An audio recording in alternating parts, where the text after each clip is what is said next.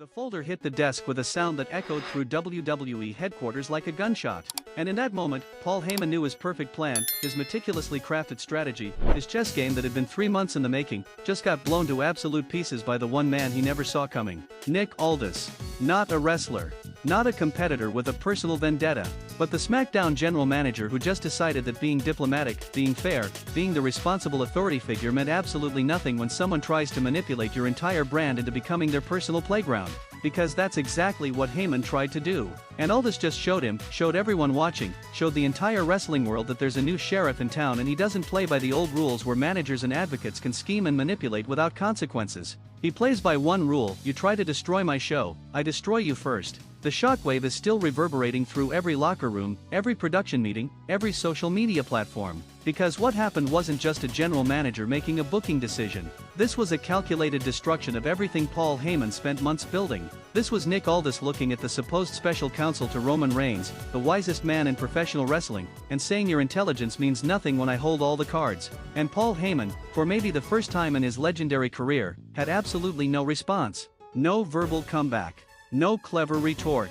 Just the dawning realization that he got outmaneuvered by someone he considered beneath his strategic capabilities. Let me take you back to where this nuclear meltdown started. Because understanding how we got here, understanding the layers of deception and counter-deception, understanding the weeks of Heyman believing he was controlling everything while Aldis was 3 steps ahead the entire time, that's what makes this absolute destruction so beautifully poetic. War Games. The most brutal match concept in wrestling history. 2 rings. 1 cage surrounding both. Teams of 4 or 5 battling until one side achieves total victory. No escape. No countouts. No disqualifications. Just pure warfare contained in steel. And Paul Heyman, master strategist, saw this as his opportunity to cement Roman Reigns and his allies as the most dominant faction in WWE history. Not just win the match. Dominate so thoroughly that everyone watching would have no choice but to acknowledge them as unstoppable. He started planting seeds weeks ago. Subtle comments in interviews, carefully worded promos, private conversations with potential teammates that seemed innocent but were really recruitment pitches, building his perfect team, his unstoppable army, his guarantee of victory. But here's what Heyman forgot in his arrogance, in his assumption that he was the smartest person in every room. Nick Aldis was watching, listening, taking notes, and planning his own strategy that would make Heyman's elaborate scheme look like a child's drawing compared to a Renaissance masterpiece. Question for everyone watching: did you see this coming? Did you have any idea that Aldis was capable of this level of strategic warfare? Or did he blindside you just like he blindsided Heyman? Drop your honest reaction below. The first crack in Heyman's armor appeared 3 weeks ago, a seemingly random backstage segment where Aldis made an offhand comment about War Games teams needing to be officially sanctioned and approved. Most people dismissed it as generic GM talk, standard authority figure reminders about rules and procedures. Heyman certainly dismissed it, barely acknowledged it. Probably thought Aldis was just trying to feel important, trying to insert himself into a situation the grown UPS were handling. Fatal mistake, because that wasn't a throwaway comment. That was a warning shot.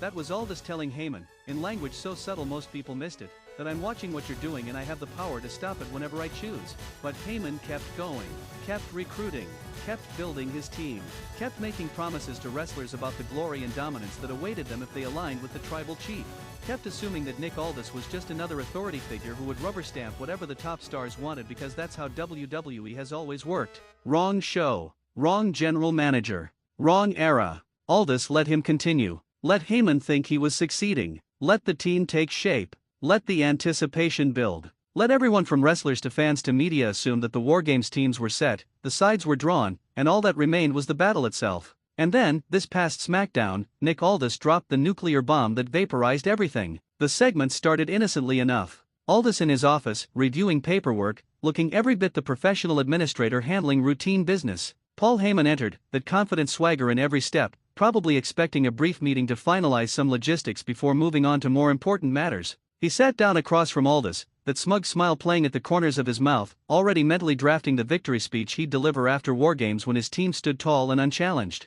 And Nick Aldis looked up from his paperwork, made direct eye contact, and said 5 words that changed everything. Your team is not approved. The silence that followed could have suffocated a small city. Heyman's face cycling through confusion, disbelief, anger, and dawning horror in about 3 seconds flat. Because those 5 words didn't just reject a team submission, they demolished months of work. They invalidated every promise made. They exposed Heyman as someone who had been operating without actual authority the entire time. "Excuse me," Heyman finally managed, his legendary verbal abilities temporarily short-circuited by the sheer audacity of what he just heard. Aldis leaned back in his chair, completely calm, totally in control, clearly enjoying every microsecond of Heyman's mental breakdown happening in real time. "The team you assembled for War Games. The combination of wrestlers you've been parading around as unstoppable. The group you've spent weeks telling everyone would dominate. Not approved. Not sanctioned. Not happening." And then Aldis did something absolutely brilliant. He didn't yell, didn't threaten, didn't engage in the theatrical authority figure dramatics that usually characterize these confrontations.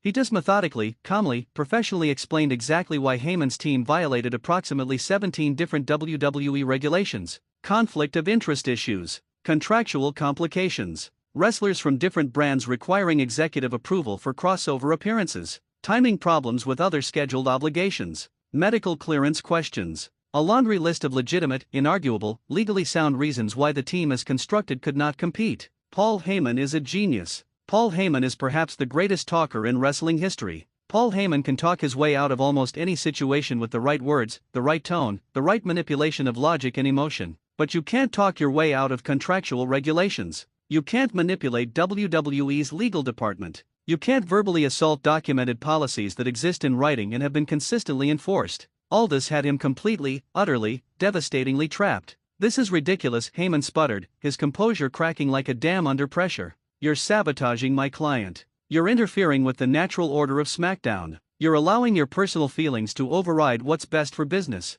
Wrong argument. Terrible argument. Playing right into Aldis's hands. "Personal feelings," Aldis repeated, his voice dropping to a dangerous level that anyone who knows him recognized as the calm before an absolute storm. "Paul, let me be very clear about something. I don't care about Roman Reigns. I don't care about you. I don't care about your faction or your plans or your legacy." Pause. Long enough for every word to land with maximum impact. "I care about SmackDown. I care about this brand operating with integrity and following the rules that every other wrestler, manager, and personality has to follow. And what I won't tolerate is you thinking you're special.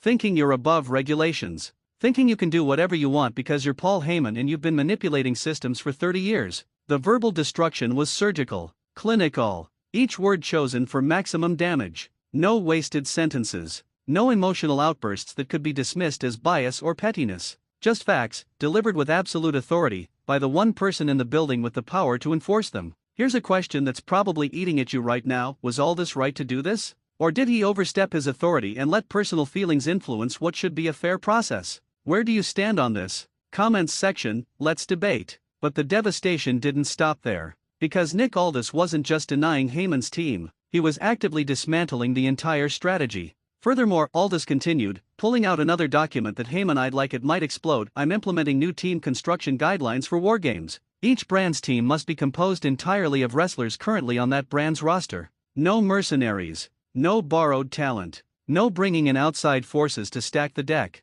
Heyman's face went pale, because that wasn't just a policy change, that was a targeted missile strike at his exact strategy. He'd been recruiting wrestlers from NXT. He'd been making promises to recently return talent not officially assigned to any brand. He'd been building a super team that transcended normal roster boundaries, and Aldis just made all of it illegal. "You can't do this," Heyman protested, his voice rising, control slipping with every word. "You're changing rules in the middle of the game. You're moving goalposts to target specific people. This is corruption. This is abuse of power." "No, Paul," Aldis shot back, leaning forward now, eyes locked on Heyman with an intensity that made the special counsel visibly uncomfortable. "What you were doing was corruption. What you were doing was abusing your position and influence to circumvent established procedures. What I'm doing is enforcing the rules that should have been enforced from the beginning but weren't because people were afraid to stand up to you." The truth bomb landed with devastating accuracy. Because that was it, wasn't it? That was the real issue underlying this entire confrontation.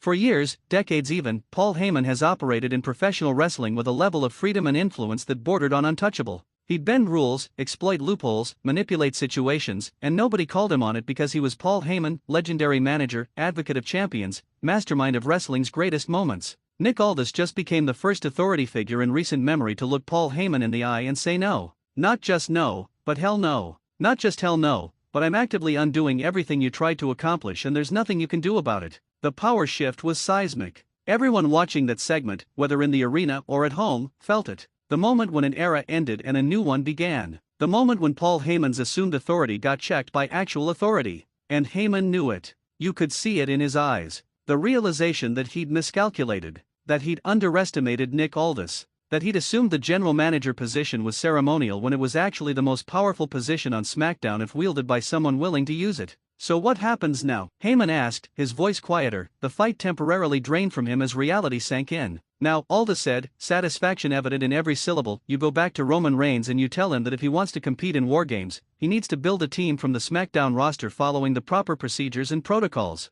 And Paul? If you try to circumvent these rules again, if you attempt any more backroom dealings or manipulations, I will not just deny your team, I will remove you from this building entirely. The threat hung in the air like a sword suspended by a thread, and everyone knew Aldis meant it. This wasn't bluster. This wasn't a heel authority figure making empty threats for dramatic effect.